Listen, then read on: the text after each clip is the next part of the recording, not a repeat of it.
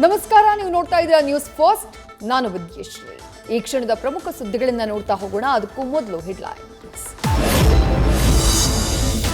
ಭವಾನಿಗೆ ಹೆಚ್ಚಿದ ಢವಢವ, ನಿರೀಕ್ಷಣಾ ಜಾಮೀನು ಅರ್ಜಿ ವಿಚಾರಣೆ ಮುಂದೂಡಿಕೆ, ಆಕ್ಷೇಪಣೆ ಸಲ್ಲಿಸೋಕೆ ಮತ್ತೆ ಸಮಯ ಕೇಳಿದ ಎಸ್ಪಿಪಿ. ಮನವಿ ಪುರಸ್ಕರಿಸಿ ನಾಳೆಗೆ ವಿಚಾರಣೆ ಮುಂದೂಡಿದ ಕೋರ್ಟ್. ಪೆನ್ ಡ್ರೈವ್ ವೈರಲ್ ಕೇಸ್ನಲ್ಲಿ ನವೀನ್ ಗೌಡ, ಚೇತನ್ ಗೌಡ ವಶಕ್ಕೆ. ಹೈಕೋರ್ಟ್ ಆವರಣದಲ್ಲಿ ಆರೋಪಿಗಳನ್ನ ವಶಕ್ಕೆ ಪಡೆದ ಎಸ್ಐಟಿ. ಕಾರ್ನಲ್ಲಿ ಹಾಸನಕ್ಕೆ ಕರ್ಕೊಂಡು ಹೋದಂತಹ ಅಧಿಕಾರಿಗಳು.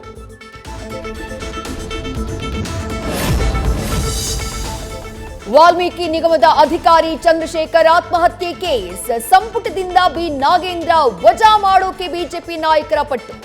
ಎಲ್ ಹೋಯ್ತು ನಿಮ್ಮ ಪ್ರಾಮಾಣಿಕತೆ ಅಂತ ಸಿಎಂ ಡಿಸಿಎಂಗೆ ಬಿವೈ ವಿಜಯೇಂದ್ರ ಪ್ರಶ್ನೆ.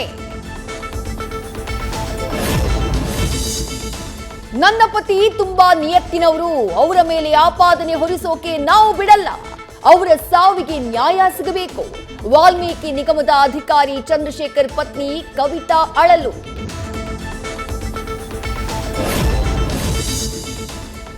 ನಾನು ನಿಮಗೆ ಸಹೋದರನಂತೆ ಡ್ರಾಪ್ ಮಾಡ್ತೀನಿ ಅಂತ ಕರೆದೊಯ್ದ ಬೈಕ್ನಲ್ಲಿ ಕರ್ಕೊಂಡು ಹೋಗಿ ಅತ್ಯಾಚಾರಕ್ಕೆ ಯತ್ನ. ಕಿರುಚಿದ್ರಿಂದ ಅಕ್ಕಪಕ್ಕದ ರೈತರಿಂದ ರಕ್ಷಣೆ. ನಾಪತ್ತೆಯಾದ ಶಾಹಿದುಲ್ಲಾ ಅಂಗಾರಗಟ್ಟಿಗಾಗಿ ಹಾವೇರಿಯ ರಟ್ಟಿಹಳ್ಳಿ ಪೊಲೀಸರ ಶೋಧ. ನ್ಯೂಸ್ ಫಸ್ಟ್, ನಿರ್ಭೀತಿಯಿಂದ ನಿಮ್ಮ ಪರವಾಗಿ.